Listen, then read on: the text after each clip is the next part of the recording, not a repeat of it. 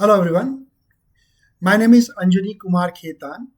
I am based out of Bangalore, and in this particular video we will conclude our deliberation on correction of prior period errors. And here we will look at few case studies. These will give you comprehensive insights into the process of how to correct the prior period errors. So in the first case study, let's first look at a scenario where the prior period error relates to immediately preceding, that is the comparative prior period. So as part of the facts of the case study, let us see here that assume that on 1st of April 2016, the entity CT Corp has introduced a share option plan for its employees.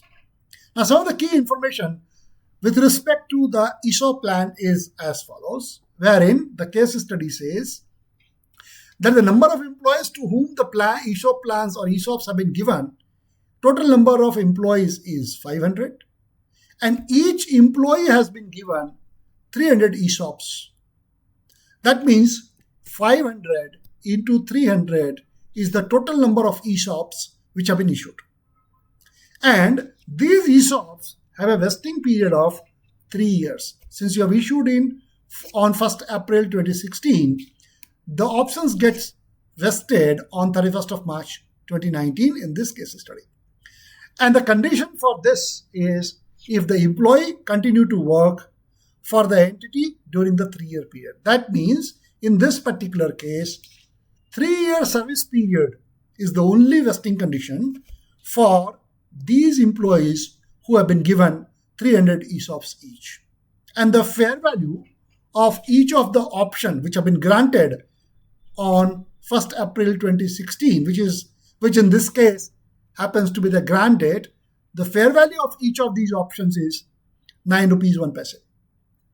Now, these are the facts which are given, and then you are also being told that this is what is the date when you have granted. And as of March 2017, at the end of first year after the grant, 495 employees are on the payroll. That means out of 500 employees, 5 people have already quit. And therefore, now you have only 495 employees at the end of 1 year. That means on March 2017. However, the entity expects that only 480 employees are expected to remain employed by this date, which is the vesting date. Thereby meaning that though at March 2017, you have 495 employees on the payroll, but here 495 employees are there.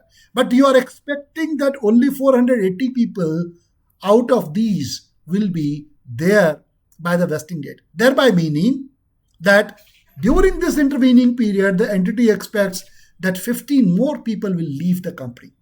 And therefore, based on the requirements in Ind AS 102, or for that matter, IFRS 2, the charge which the entity needs to record for this ESOP which have been granted to the employees should be based on the expected number of people who will eventually be entitled to get the award, which is 480 in this case. Now, 1 year fast forward, by March 2018, what you see is that further 5 people have left the company actually. So now only 490 employees are there on the payroll, and now the entity has changed its expectation, and now it believes that only 475 people would be there at the end of March 2019 when the award will get vested.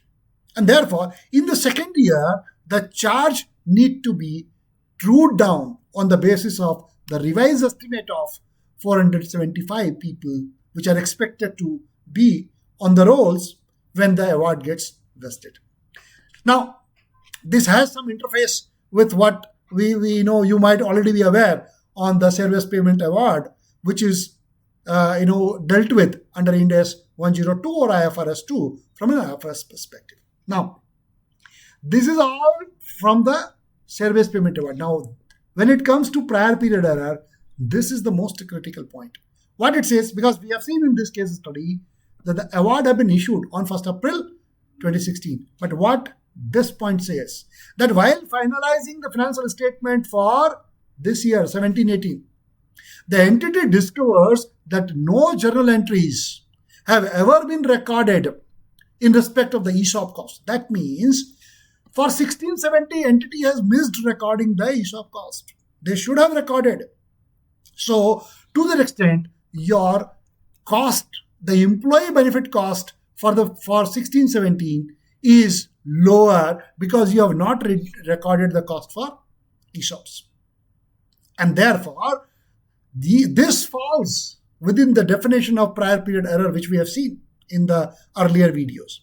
So how the entity will go about correcting it? We have seen that the failure by the entity to recognize the cost in respect of the ESOP scheme for 16-17, the first year, this tantamounts to prior period. And assuming that this is a material prior period error, it needs to be corrected. When you are discovering this in 17-18, the error relates to 16-17. Therefore, what we have seen in the earlier video, that at this point in time, the error need to be corrected by retrospective restatement. That means you have to bring in the cost related to this ESOP for 16-17. And if your cost gets increased, then your opening retained earnings will go down, the consequential impact, right?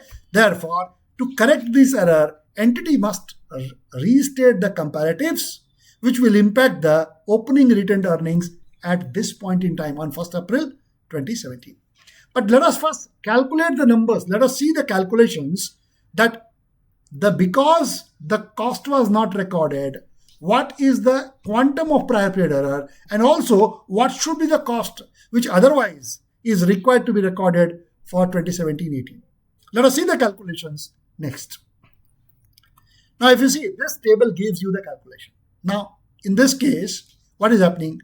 For the first year, 16-17, the entity expected that the award will eventually get vested on 480 employees. So these are the number of employees on which award is expected to get vested. Now, each of the employee have been given 300 ESOPs. And therefore, if you look at the total ESOPs which are expected to vest is 480 into 300.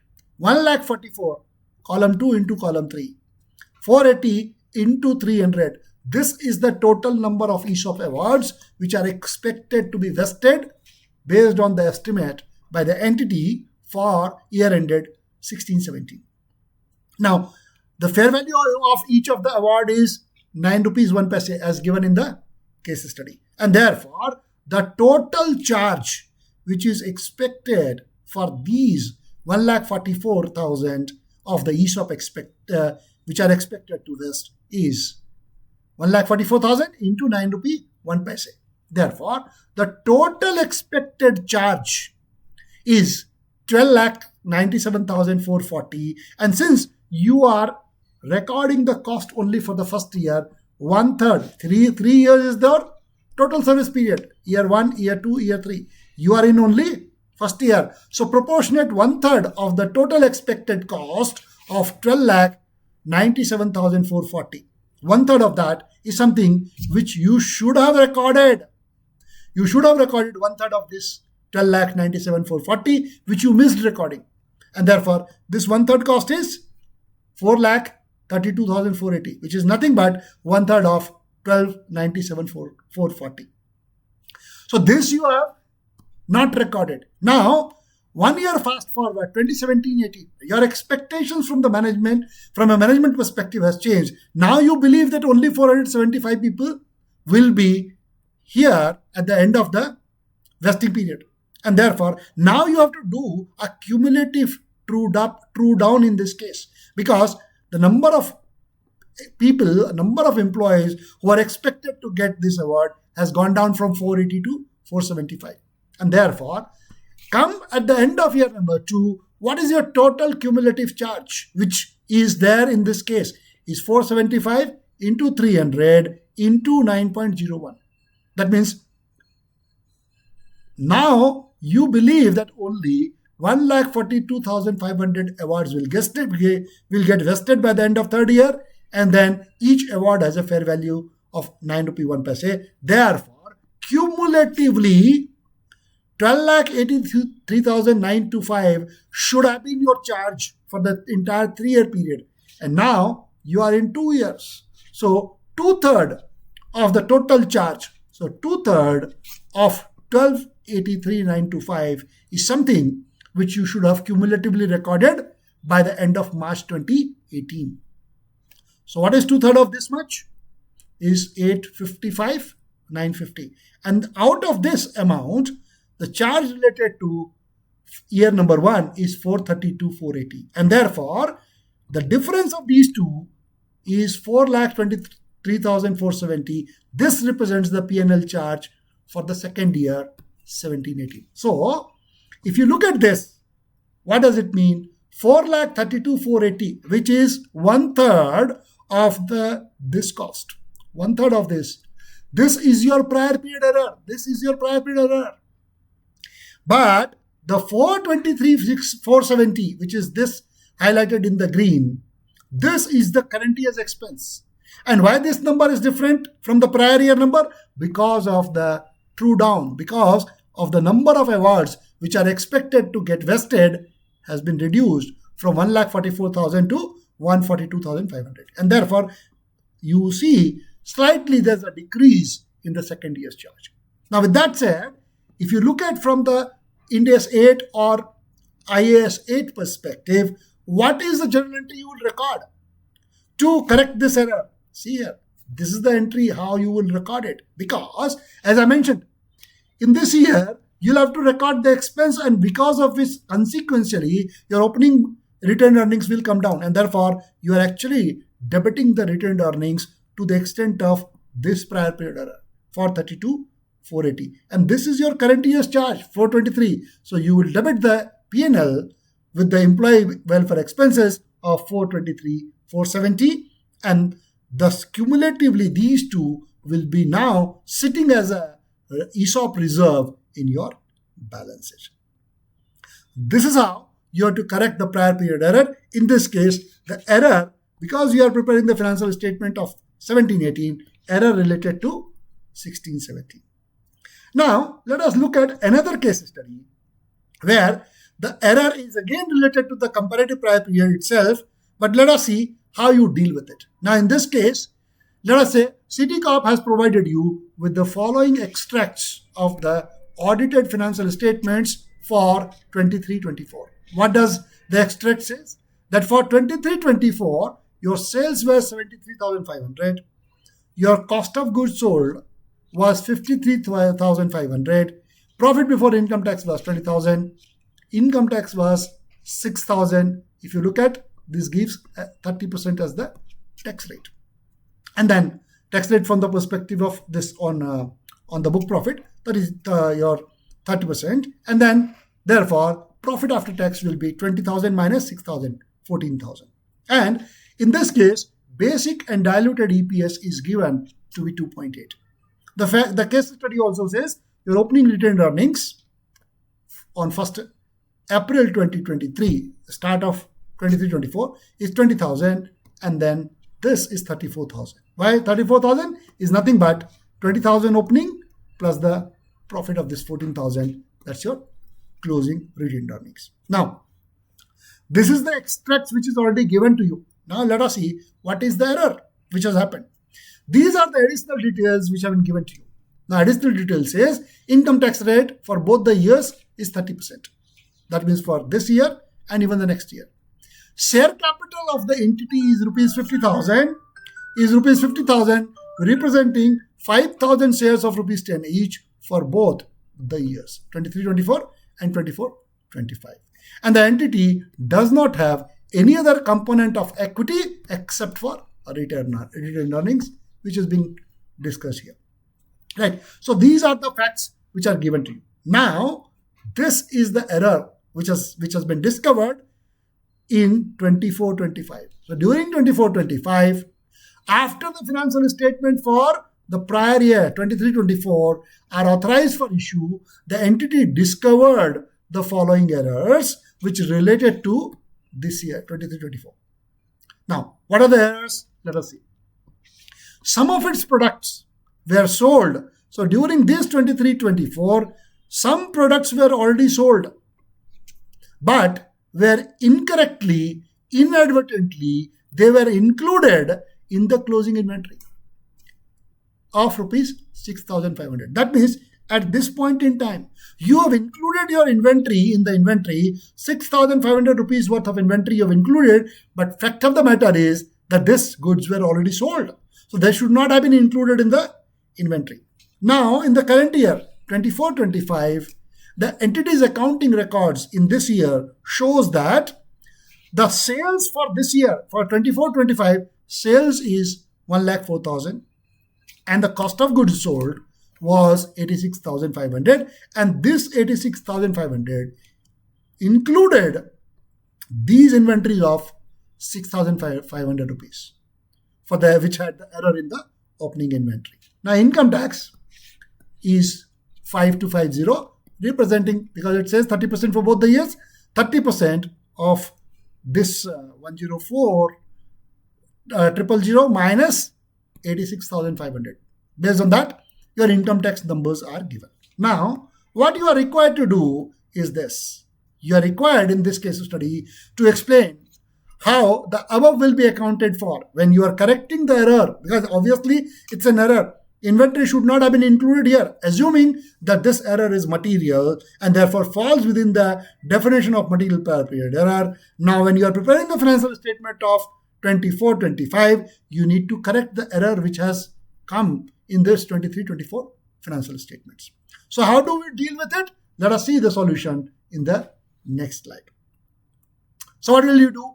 Now, to correct the prior period error, you have to restate your prior year number. So in this case, we will say 23-24, you have to restate. All other numbers will remain unchanged, but your cost of goods sold.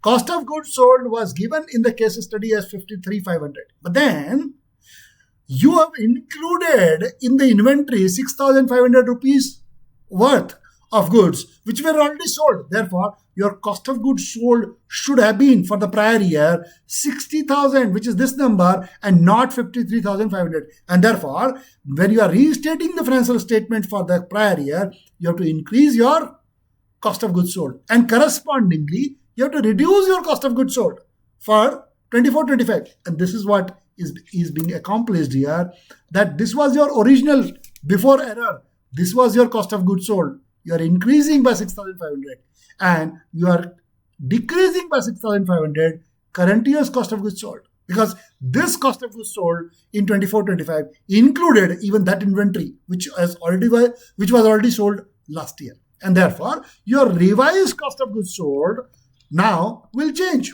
What is the revised cost of goods sold? This is the correct number, 80,000 and 60,000. And therefore, consequently, your profit before tax will change now. So these, row number 1 minus 2, that gives you the restated profit before tax. Tax rate remaining the same as 30%. Now, 30% of this would be your correct tax expense. And therefore, your PAT, profit after tax, will also consequentially change.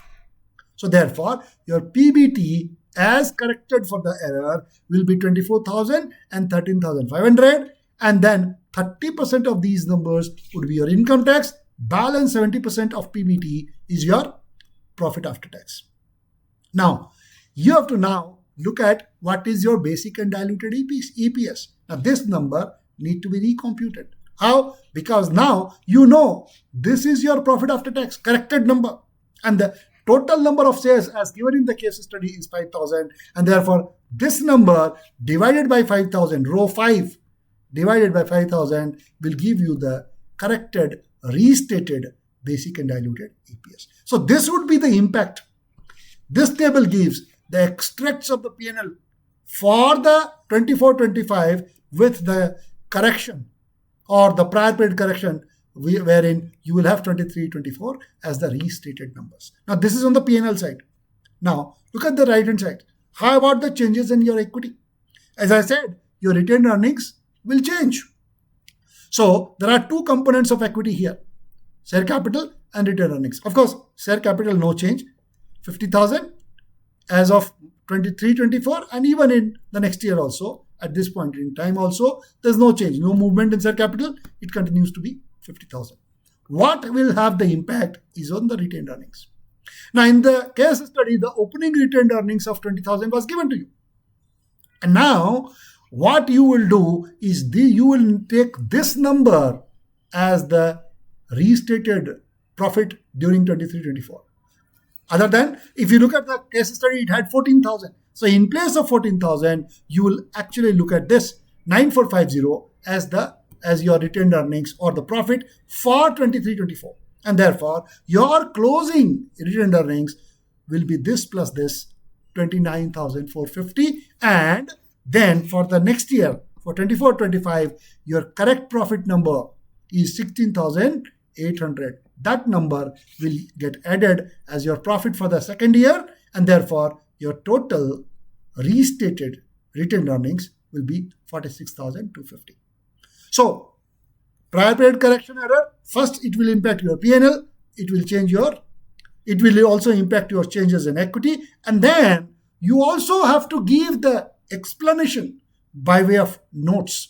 So in the notes, this is like an extract of note, one simple way in which you can show this, wherein you will say in the notes that what led to the prior period error. So these are the facts which you are giving in the notes to say that some of the products that have already been sold in 23-24 in this year were incorrectly included in the inventory as of this period, amounting to 6,500, and the financial statement of 23-24 were restated to correct this error, and the impact of the error is what you have to give in the notes, something like this.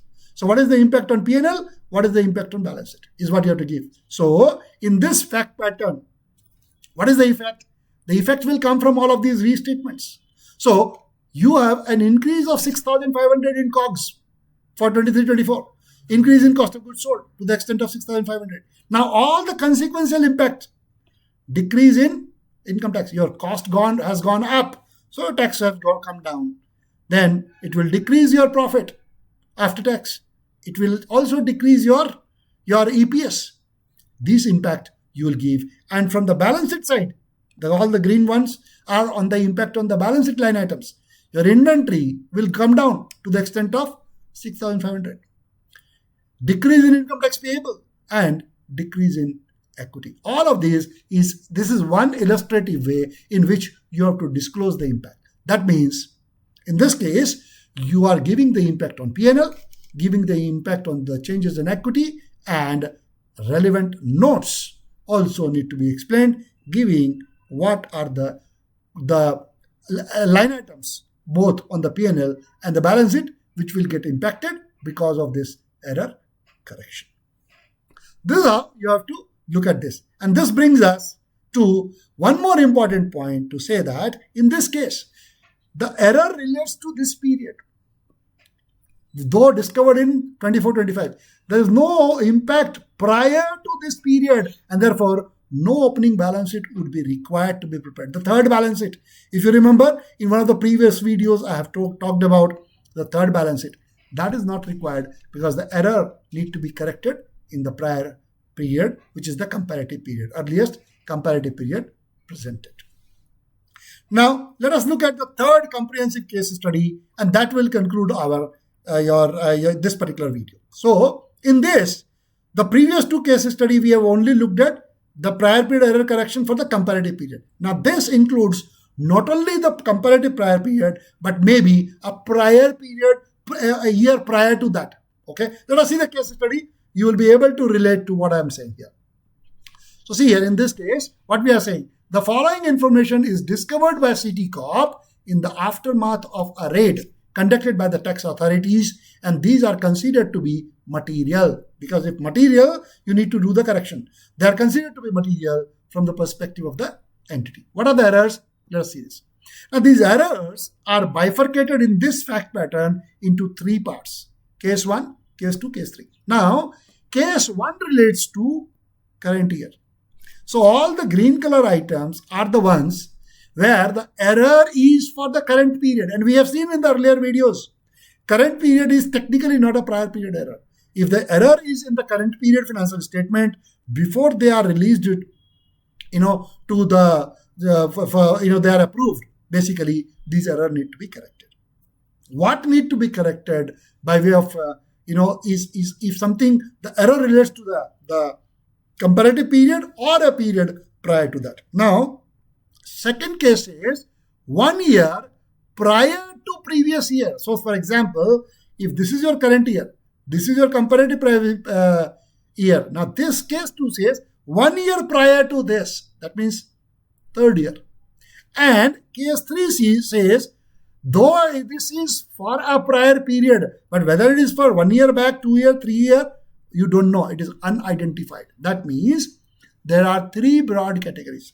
Now, technically speaking, these two are both prior period. The only difference between this and this is that this table, this column, you know that this is, if this is these are the 2 years, this relates to the immediately preceding year. Whereas in this case, you do not know which period it relates to. But both case 2 and case 3 are falling into the same bucket, which is the error has happened prior to the earliest period presented. Now, what are the errors? See here. Cash has been received from various counterparties in relation to unrecorded sales. So, you have sales which are unrecorded, cash sales. 10 for the current period, and collectively these two, if you see this column is the sum total of case 2 and case 3, 160. So, cash sales of 160 lakhs, right, is, have been discovered, which has not yet been recorded. Likewise, cash payment to various counterparties in relation to purchase of materials and expenses. For the current year is 4.5, and collectively for these case 2 and case 3 is 115 lakhs. Then there are three types of tax liabilities which have not been recorded. Okay, so if you look at, these are the three elements on the VAT, excise duty, and income tax. These liabilities relate to the current period, which you have not recorded. And likewise, these two, let me clear this. These are the ones which, these are the liabilities related to taxes, but they are for the prior period, which is not yet recorded. And then there are interest and fines also. The interest and point of 0.5 lakhs for the current period, and collectively 10 lakhs for the prior periods. Now, with that, all of that said, if you have these fact pattern, how will you correct it? Now, let us see this. As I have already told you, current year's errors, case 1, it relates to these current year, and therefore do not fall within the definition of prior period errors, because the omission have been discovered during the current period itself, and therefore you need to correct it. Paragraph 41, we have seen that in the earlier video.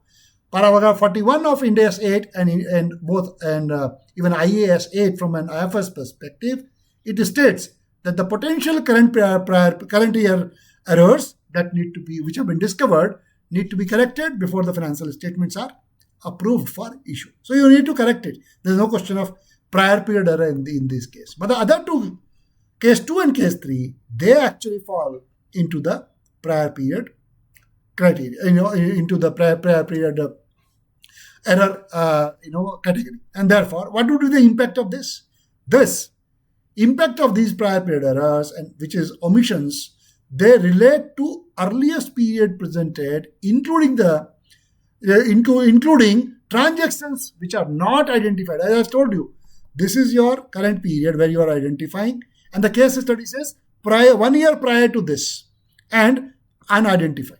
Right? So these need to be corrected. Let us see the assessment of what is the net impact. Now we have seen for case 2 and case 3, the total interest and fines which are payable was 5 plus 5, 10, as given in the last slide. 10 lakhs is the total interest and fines which is payable for case 2 and case 3. Likewise, the three categories of taxes payable, which is VAT, excise duty and income tax is 8 lakhs, 12 lakhs and 6 lakhs. It is something, if you see here, 8, 6 and 12. If you go to the last slide, here it is, 8, 6 and 12. 8, this 8, 12 and 6, these are the amounts which relates to these 2 years. And then 5 plus 5, 10 relates to these interest and fines for these 2 set of cases, case 2 and case 3. And that's exactly what we do here, that we are now saying my interest and fine need to go up. Likewise, my tax payable need to go up. And how much will be my profit? My unrecorded sales is, for these 2 years or these 2 cases, is 160. Then vendor payment for these 2 is 115. And these 2 are the expenses, 26 and 10. Therefore, my overall profit will go up by 9 lakhs. If you can see 160 and 115, go to the previous slide. See here. So if you see 80 plus 80, 160 is your sales related to these 2 years, and 60 plus 55, 115 is your the payment to the vendors. So these 2 need to be considered when you are computing your potentially what is the net effect. So the net effect is of this error is that your interest and fine payable will go up by 10 lakhs. Your total tax payable in these 3 categories will go up by 26 lakhs, and you have eventually a profit of 9 lakhs because you have a unrecorded sales of 160 lakhs, payment of 115 lakhs, and these 2 numbers 16 and 10, which is your expenses, which is yet to be brought into the books. So this you need to record. And therefore, what is the rectification entry? The correction of prior period error will be, because both these, we have seen that this is your current year, this is your prior year, but then the error has happened prior to that. And therefore, the effect of this will come into the opening balance sheet. And that's what it says. The rectification entry at the beginning of the prior period will be as follows. What is that? So, how much would be your increase in cash? Cash and cash equivalent will go up by 45. What is 45? 160 is your cash sales, 80 plus 80. And then you have made vendor payment of 115 lakhs. So net, you have to bring in the increase in cash and cash equivalent of 45 lakhs, representing the sales and the vendor payment, right? That is one. Then you have to have this interest and fines and tax payable also need to be recorded as a payable, right? So these payable will get recorded, and the balancing amount of 9 lakhs would be your profit, which is on account of all these prior period errors, and this is something which will go to the opening retained earnings, 9 lakhs. That's how you will do the recording of the correction of the prior period error. And don't forget about the opening balance sheet. Yes, the third balance sheet also need to be prepared because the error relates prior to the comparative period. And therefore, an opening balance sheet is prepared with these adjustments. The one like the case study 2, where we have given, the requirements, all of those is something which you have to abide by. And an opening balance sheet is prepared as required in paragraph 10F and 40A of Ind AS 1 and IAS 1. That's how you have to correct the error. This is what I wanted to cover for this particular video. Also, for your benefit, I have included a list of the videos which you may find useful, along with this is the link of my YouTube channel. If you see, there is a lot of content which I have over a period of time has been included. So for example, or Ind AS 1 on material accounting policies. Ind AS 8, we have seen just now that this prior period error series got just completed today. And then you have what are the amendment which has come in the accounting estimates, which is dealt with by the definition of accounting estimates. We have this video. Also, we have the videos related to decommissioning liability, the detailed videos on how the accounting for the decommissioning liability need to be done under both a combination of, if you read together, Ind AS 16 and Ind AS 37 collectively. Likewise, on ESG side, if an entity has made net zero commitment, how the accounting has to go for when it comes to Ind AS 37. Then tax-related top-up tax under BEPS Pillar 2, how the accounting has to happen. What are the other financial reporting implications? That is something which is dealt with. And there's a whole lot of discussion on financial instruments accounting. So suppliers financing arrangement, the new amendment which has come. Derecognition, again an amendment on if the derecognition happens of your liability, the financial liability, wherein electronic cash transfer has happened. Okay, so how the new amendment requires you to deal with it. Then, if employee loans are there, which is below the market interest rate, how the accounting has to happen. Likewise, the new standard Ind AS 117, how the financial guarantee accounting has to happen, both under Ind AS 109 and 117. All of these videos are there. And then, of course, separately, as I mentioned, financial guarantee accounting under Ind AS 117, which is the newest standard which is coming up. Then, on transfer pricing perspective, profit split method. All of these QR code, if you scan, you will be able to get to that video. Again, base erosion and profit shifting, Pillar 2 rules, and BEPS Action Plan 4. What is the requirement and how India responded to by introducing Section 94B under the Income Tax Act. And then from an ESG perspective, as an accountant, we need to understand what are these scope 1, 2, 3 emissions, how they are different from each other. All of these is something which I thought I'll summarize it for you, and hopefully you will be able to derive value from these particular videos. And of course, many more are to come. In the next week, since we have just concluded the prior period error, I will also try to cover what is the requirement under the Companies Act 2013, wherein this Companies Act gives the directors for the option for voluntary revision in the financial statements under Section 131 of the Companies Act 2013. In the next week's video, I'll try covering that so that we cover the complete spectrum of the error correction, one from the accounting perspective and then from the Companies Act 2013 perspective as well. So this is what I wanted to cover for this particular video. As earlier, this is the link of my YouTube channel and this is my LinkedIn page. Please connect with me. Put your comments in the description of the video so that I know what your perspective is. Whether the videos are something which are helpful to you. Do subscribe to my channel. Share the content to anyone you think is something who will be in need for this particular type of content. So this is what I wanted to cover. Thanks to all of you for the paying attention, and I will see you in the next video. Bye for now. Thank you.